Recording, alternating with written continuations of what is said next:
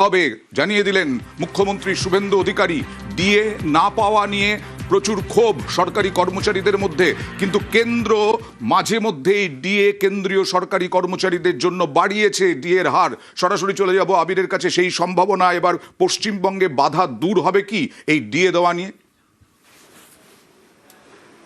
দেখো, সদ্য শেষ হওয়া বিধানসভা নির্বাচনে রাজ্য সরকারি কর্মচারীদের মহার্ঘ ভাতা তো অন্যতম বড় নির্বাচনী প্রচারের ইস্যু ছিল, এবং রাজ্য সরকারি কর্মচারীদের একটা বড় অংশের তরফ থেকে বারবার অভিযোগও করা হয়েছিল যে কেন্দ্রের থেকে যে ধরনের ডিএ দেওয়া হয় রাজ্য সরকারি কর্মচারীরা তা তো পাচ্ছেনই না, এবং রাজ্য সরকারি কর্মচারীদের যে ডিএ বকেয়া রয়েছে সেই ডিএ বকেয়ায় থেকে যাচ্ছে, তাদেরকে দেওয়া হচ্ছে না।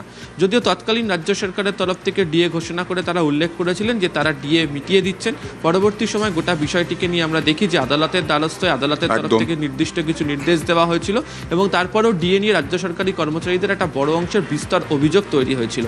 এদিনকে মুখ্যমন্ত্রী শুভেন্দু অধিকারী জানিয়েছেন যে সমস্যার সমাধান তারা করছেন, এবং বেশ কিছু নথি তাদেরকে দেখে নিতে হবে, আইনত প্রক্রিয়া দেখে নিতে হবে, এবং তারই ভিত্তিতে আগামী সোমবার তারা এই সংক্রান্ত বিষয়ে কি সিদ্ধান্ত গ্রহণ করেছেন ক্যাবিনেট বৈঠকের পর তারা জানিয়ে দেবেন। যেহেতু বিজেপি সংকল্পপত্রে হচ্ছে মহার্ঘ ভাতা নিয়ে এবং সপ্তম বেতন কমিশন নিয়ে কি তারা করতে চলেছে সেই অঙ্গীকার তারা আগে রেখেছিল, ফলে স্বাভাবিকভাবেই ধরে নেওয়া হচ্ছে যে নতুন সরকার আগামী সোমবার দিনকে রাজ্য সরকারি কর্মচারীদের বড় কোনো সিদ্ধান্ত ঘোষণা করবেন, যা রাজ্য সরকারি কর্মচারীরা মনে করছেন তাদের ক্ষেত্রে সুখবর হতে পারে। একদম। সপ্তম বেতন কমিশন, পে কমিশন নিয়ে এবং ডিএ নিয়ে কি বললেন দেখাবো, কারণ ৪৫ দিনের মধ্যে সপ্তম বেতন কমিশনের প্রতিশ্রুতি ছিল বিজেপি। আমাদের আরো বেশ কিছু কমিটমেন্ট রয়েছে।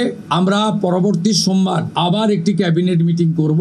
সেক্ষেত্রে আরজিকর সহ নারী নির্যাতনের বিষয়ে, প্রাতিষ্ঠানিক দুর্নীতির বিষয়ে, পে কমিশনের বিষয়ে, এরিয়া ডি এর বিষয়ে, এই যে বিষয়গুলি আছে আমরা পরবর্তী ক্যাবিনেটে সেগুলো করব।